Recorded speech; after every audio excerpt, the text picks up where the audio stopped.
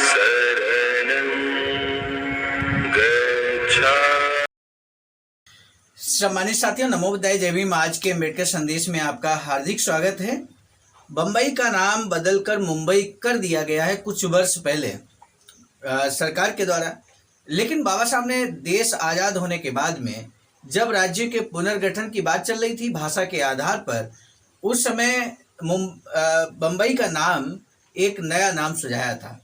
बाबा साहब ने बम्बई का कौन सा नया नाम सुझाया, ये जानने के लिए आज के अम्बेडकर संदेश को आपको जरूर देखना चाहिए। आज का अम्बेडकर संदेश खासकर महाराष्ट्र और बम्बई के दृष्टिकोण से देखा जाए तो बहुत ही महत्वपूर्ण अम्बेडकर संदेश है। मेरे साथियों, आज के अम्बेडकर संदेश में इस बात पर चर्चा होगी कि महाराष्ट्र की क्या समस्याएं हैं और उसके क्या समाधान हैं। तो इस संबंध में बाबा साहब ने अपने विचारों के माध्यम से महाराष्ट्र की जो समस्याएं हैं उसके समाधान सुझाने की कोशिश की है, जो वास्तव में बहुत ही क्रांतिकारी सुझाव हैं, दूरदर्शी सुझाव हैं। ये आप भी महसूस करेंगे जब आप जानेंगे कि समस्या क्या है और समाधान बाबा साहब ने क्या सुझाया है। तो आइए शुरू करते हैं आज का अम्बेडकर संदेश। आपको बता दें, आज का अम्बेडकर संदेश बाबा साहब डॉक्टर अम्बेडकर संपूर्ण वाङ्मय खंड 1 से भाषा के आधार पर राज्यों के संबंध में बाबा साहब के विचार हम आपके समक्ष प्रस्तुत कर रहे हैं अम्बेडकर संदेश के माध्यम से। आज का अम्बेडकर संदेश पेज नंबर 179 से लेकर 182 तक हम आपके समक्ष प्रस्तुत करेंगे। बाबा साहब लिखते हैं कि कहा जाता है कि बम्बई गैर महाराष्ट्रियों की पूंजी के बल पर बना है। हो सकता है ऐसा ही हो, लेकिन क्या मद्रास मद्रासियों की पूंजी के बल पर बनाया गया है? क्या कलकत्ता बंगालियों की पूंजी से बना है? अगर यूरोपीय लोग मद्रास और कलकत्ता में पूंजी निवेश न करते तो ये दोनों गांव ही बने रहते। फिर भला महाराष्ट्रियों के खिलाफ ये दलील क्यों दी जाती है जब वे बम्बई को अपना बताते हैं? महाराष्ट्रियों ने बम्बई को मजदूर तो दिए ही हैं, जिनके बिना बम्बई नगर वह नहीं हो सकता था जो आज है। यह हमेशा याद रखना चाहिए कि बम्बई का अस्तित्व महाराष्ट्र पर ही निर्भर करता है। उसके विद्युत के संसाधन महाराष्ट्र में हैं, उसकी जल आपूर्ति के साधन महाराष्ट्र में हैं, उसके श्रमिकों के साधन महाराष्ट्र में हैं। महाराष्ट्र किसी भी समय बम्बई नगर को मोहनजोदड़ो में परिवर्तित कर सकता है। बाबा साहब यहाँ पर बम्बई और महाराष्ट्र का कितना पक्ष ले रहे हैं और किस तरह से निष्पक्ष होकर अपना सुझाव दे रहे हैं, आगे जानेंगे हम आज के ये अम्बेडकर संदेश में।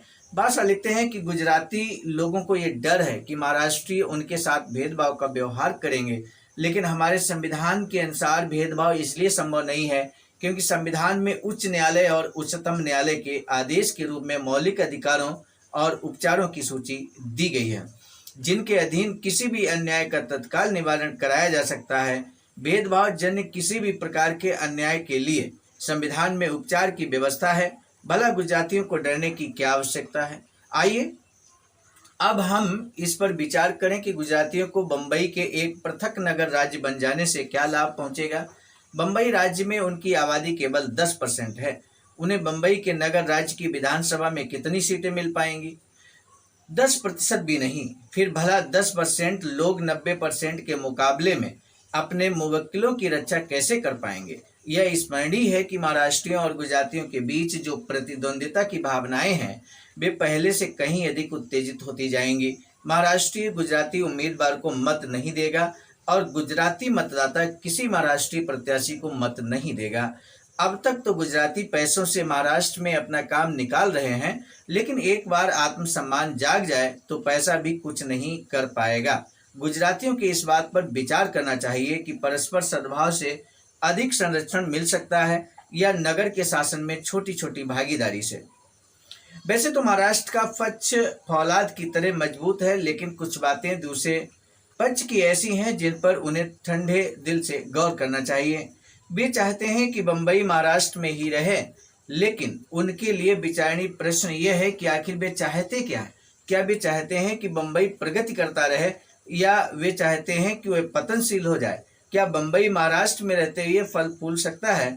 इसका प्रकारांतर से यह अर्थ है, क्या महाराष्ट्र बम्बई नगर के वर्धमान व्यापार और उद्योग धंधों के लिए आवश्यक पूंजी जुटा सकता है? यानी कि क्या बम्बई आत्मनिर्भर हो सकता है? ये कहने का तात्पर्य है कोई भी महाराष्ट्री इस प्रश्न का उत्तर हाँ में नहीं दे सकता।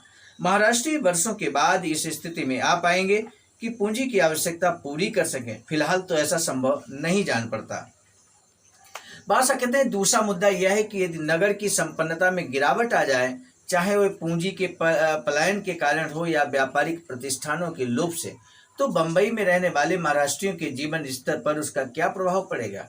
महाराष्ट्रियों को ये नहीं भूलना चाहिए, चाहे इससे उनके स्वाभिमान को ठेस क्यों न पहुंचती हो, कि वे क्लर्कों और कुलियों के देश में रहते हैं। किसी पतनशील नगर में उन्हें कौन रोजगार देगा। महाराष्ट्रियों को बंबई के प्रश्न पर इसी दृष्टि से विचार करना चाहिए। एक सूक्ति है, सर्वनाशे समुत्पन्ने अर्ध त्यज्यति पंडिता। बंबई नगर को पृथक राज्य का दर्जा दिए जाने के लिए एक और कारण भी है। अल्पसंख्यक और अनुसूचित जाति के लोग जो गांव में रहते हैं, उन पर बहुसंख्यक समुदाय के लोग अत्याचार करते हैं, उनका उत्पीड़न करते हैं, यहाँ तक कि वे उनकी हत्या भी कर देते हैं। अल्पसंख्यक समुदायों को शरण चाहिए, एक ऐसा सुरक्षित स्थान चाहिए जहां वे बहुसंख्यक समुदाय के अत्याचार से सुरक्षित रह सकें।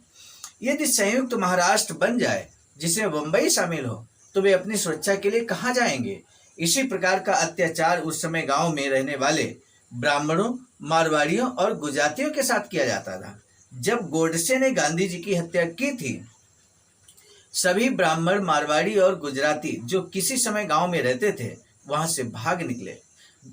जो अब शहरों कस्बों में रहते हैं और सुरक्षित हैं और अपने अनुभवों को भुलाकर संयुक्त महाराष्ट्र की मांग कर रहे हैं। मैं समझता हूं कि यदि महाराष्ट्र फिलहाल कांग्रेस आला कमान का निर्णय मान लें, तो उनके लिए यह हितकर सिद्ध होगा। महाराष्ट्रियों को बंबई के हाथ से निकल जाने पर कोई डर नहीं होना चाहिए। महाराष्ट्रियों को कोई भी बंबई से वंचित नहीं कर सकता, ना ही उन्हें बंबई से बाहर निकाल सकता है। बंबई की पृथक राज्य के रूप में रचना पर जो असली आपत्ति है, उसका कारण यह है कि बंबई नाम से यह अर्थ नहीं निकलता कि यह महाराष्ट्र का ही एक अंग है। इसी आपत्ति का निराकरण करने के लिए मेरा यह सुझाव है कि बंबई के नए राज्य का नाम बदलकर इसे कोई और नाम दे दिया जाए जिससे महाराष्ट्र का बोध होता हो। यानी कि बंबई का ऐसा नाम रखा जाए जिससे महाराष्ट्र का बोध हो, जिससे ये पता लगे कि बंबई महाराष्ट्र का नगर है। तो बाबा साहब एक बहुत क्रांतिकारी सुझाव देते हैं, अब हम आपको बताने जा रहे हैं। बाबा साहब कहते हैं, मान लीजिए इस सुझाव के अनुसार ये कहने के बजाय कि बंबई को एक पृथक राज्य बना दिया जाए, यह कहा जाए कि महाराष्ट्र को 4 राज्यों में विभक्त कर दिया जाए। महाराष्ट्र नगर राज्य जो बंबई नगर है, यानी कि बंबई नगर को महाराष्ट्र नगर राज्य कह दिया जाए। बंबई राज्य न कहा जाए, उसकी जगह महाराष्ट्र नगर राज्य कह दिया जाए। तो देखो, महाराष्ट्र शब्द भी जुड़ा है और नगर का नगर आपका बना रहेगा। बाबा साहब कहते हैं, दूसरा पश्चिमी महाराष्ट्र, तीसरा मध्य महाराष्ट्र और नंबर 4 है पूर्वी महाराष्ट्र। तो बंबई की पृथक राज्य के रूप में रचना करने पर क्या आपत्ति हो सकती है।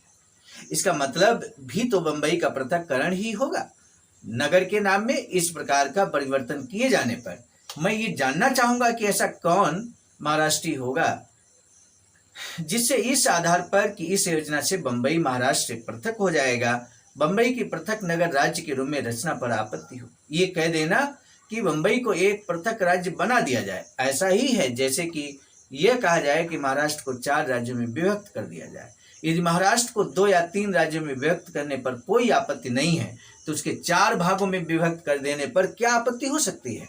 मुझे तो कोई आपत्ति दिखाई नहीं देती। भाषा में समानता की दृष्टि से मेरा सुझाव है कि कलकत्ता को बंगाल राज्य नगर और मद्रास को तमिल राज्य नगर के नाम से दिए जाएं। महाराष्ट्रियों और गुजरातियों के बीच तनाव की स्थिति दूर करने के लिए मैंने ये सुझाव दिया है। महाराष्ट्र नगर राज्य अधिशेष राज्य होगा। जो लोग संयुक्त महाराष्ट्र की मांग करते हैं, जिसमें बंबई शामिल हो, उन्हें इस अधिशेष से महाराष्ट्र के लिए लाभ मिलने की आशा है। नगर राज्य का अधिशेष राजस्व इन 2 करों से मिल सकता है, संपत्ति कर और विद्युत कर। यदि बंबई पृथक नगर राज्य बन जाए, तो क्या इन 2 स्रोतों से प्राप्त राजस्व का विनियोजन महाराष्ट्र अपने लिए कर सकता है। बंबई नगर राज्य संपत्ति कर में से संपत्ति कर की आय ले लेना संभव ही नहीं है। यह स्थानीय कर है जो स्थान विशेष में स्थित संपत्ति पर कर लगाया जाता है। इस कर से प्राप्त आय का अधिकारी वही राज्य हो सकता है जिसमें वह संपत्ति स्थित हो। जहां तक विद्युत कर का संबंध है, उसमें स्थिति भिन्न है। जब गुजरात और महाराष्ट्र अलग अलग हो जाएं और जो हो ही जाएंगे तो गुजरात अपने ही राज्य में उत्पन्न और खर्च होने वाली बिजली से अर्जित राजस्व की मांग करेगा। महाराष्ट्र अपने ही राज्य में उत्पन्न और खर्च होने वाली बिजली से अर्जित राजस्व का दावा करेगा। बम्बई नगर भी राज्य होने के नाते यही करेगा। क्या बम्बई को इस प्रकार राजस्व हथियाने की अनुमति दी जाएगी? क्या यह न्याय संगत होगा? बम्बई नगर बिजली पैदा नहीं करता, वह बम्बई शहर के बाहर महाराष्ट्र में पैदा की जाती है। इसलिए बम्बई नगर राज्य को ये अधिकार नहीं है कि वह बिजली से अर्जित समस्त राजस्व खुद ले ले। उचित तो यह है कि ऐसी स्थिति में साधनों के पृथक्करण और आय के विभाजन का सिद्धांत लागू किया जाए जो राज्य वित्त के सभी विद्यार्थी भली प्रकार जानते हैं। इसे ठोस आधार प्रदान करने के लिए केंद्र को चाहिए कि वह विद्युत का करारोपण अपने अधीन ले ले और होने वाली आय को महाराष्ट्र के 4 राज्यों में उनकी आवश्यकता के अनुसार बांट ले। बम्बई, पश्चिमी महाराष्ट्र, मध्य महाराष्ट्र और पूर्वी महाराष्ट्र यानी कि इन 4 राज्यों में बराबर बराबर बांट दे। ये बात बाबा साहब कहते हैं। 4 राज्य बन जाएं, चारों राज्यों की जो बिजली से राजस्व पैदा होगा वो राजस्व केंद्र अपने हाथ में ले ले और उसके बाद चारों राज्यों में बराबर बराबर बांट दे। ये बाबा साहब का सुझाव है। इससे बम्बई के पृथक्करण के कारण इन तीनों महाराष्ट्रों पर पड़ने वाले आर्थिक दबाव में कमी आएगी। तो ये सुझाव बाबा साहब ने दिया बम्बई और महाराष्ट्र के बारे में, जो आपको भी अच्छा लगा होगा, ऐतिहासिक लगा होगा कि किस तरह से बाबा साहब कितने ब्रॉड लेवल की सोच थी कि महाराष्ट्र राज्य को किस तरह से प्रगति के पथ पर आगे बढ़ाया जा सकता है। तो लेकिन ये तो बाबा साहब का सुझाव था। बाबा साहब स्वयं इस बात को कहते हैं कि हमारा सुझाव माना जाए या न माना जाए, लेकिन हम अपने स्तर से प्रयास करते हैं कि हम क्रांतिकारी सुझाव दें, ऐसा सुझाव दें जिससे कि राज्य प्रगति के पथ पर अग्रसर हो। और ऐसा ही सुझाव महाराष्ट्र के बारे में बाबा साहब ने दिया। इससे पूर्व आपने देखा उत्तर प्रदेश को भी बाबा साहब ने 3 भागों में विभाजित करने की बात कही थी। बिहार राज्य को भी 2 भागों में वर्गीकृत करने की बात कही थी। मध्य प्रदेश को भी 4 भागों में वर्गीकृत करने की बात कही थी। तो बाबा साहब ने लगभग सभी राज्यों में जहाँ जहाँ विवाद की स्थिति थी, भाषा के आधार पर राज्यों का कैसे गठन किया जाए, पुनर्गठन किया जाए, तो इस संबंध में बाबा साहब ने अपने क्रांतिकारी विचारों को इस लेख के माध्यम से दिया, जो हम आपके समक्ष अम्बेडकर संदेश के रूप में प्रस्तुत कर रहे हैं। सामान्य साथियों, ये जरूरी नहीं कि आप महाराष्ट्र से बिलोंग करते हो तभी अम्बेडकर संदेश को आप सुने, क्योंकि महाराष्ट्र की जानकारी है। अरे आप भारत देश में रहते हैं और भारत देश में ही महाराष्ट्र है, बम्बई है, भारत देश के बाहर तो नहीं है। तो अगर किसी राज्य की जानकारी आपको हासिल होती है और वो भी बाबा साहब के द्वारा लिखी हुई जानकारी, कही गई जानकारी आपको मिलती है, तो इससे आपके ज्ञान में अभिवृद्धि होगी। राज्यों को अन्य राज्यों, अपने राज्य के अलावा अन्य राज्यों को समझने में अभिवृद्धि होगी। इसलिए हमें हर अम्बेडकर संदेश को बड़े ध्यान से, गौर से अंत तक जरूर सुनना चाहिए। आज इस अम्बेडकर संदेश को आपने अंत तक सुना, इसके लिए हम आपका तहे दिल से साधुवाद ज्ञापित करते हैं। आज के अम्बेडकर संदेश का जो महत्वपूर्ण प्रश्न है, जो हम प्रारंभ में लेकर चले थे कि बम्बई को बाबा साहब चाहते हैं कि महाराष्ट्र के 4 भाग कर दिए जाएं, तो उससे बम्बई को भी एक राज्य के रूप में बाबा साहब घोषित करते हैं, मतलब सुझाव देते हैं। तो बम्बई को किस नाम से पुकारा जाए, किस नाम, बम्बई का कौन सा नाम बाबा साहब ने सुझाया है राज्य के रूप में? आज का अम्बेडकर संदेश का यही महत्वपूर्ण प्रश्न है। हमें आपके जवाब का बेसब्री से इंतजार रहेगा। आज के अम्बेडकर संदेश को यहीं रोकते हैं। मिलेंगे नए अम्बेडकर संदेश में। आप सभी को सादर नमो बुद्धाय। सामान्य साथियों, यदि आप हमारे इस चैनल आवाज का ऑफिशियल, जिस पर नियमित सुबह 5 बजे डॉक्टर अम्बेडकर संदेश आपको मिलता है, आप हमारे इस चैनल को सपोर्ट करना चाहते हैं, तो हमारा आपसे निवेदन है कि आप हमारे इस चैनल को सब्सक्राइब कर लें, वीडियो को शेयर, लाइक, कमेंट जरूर करें।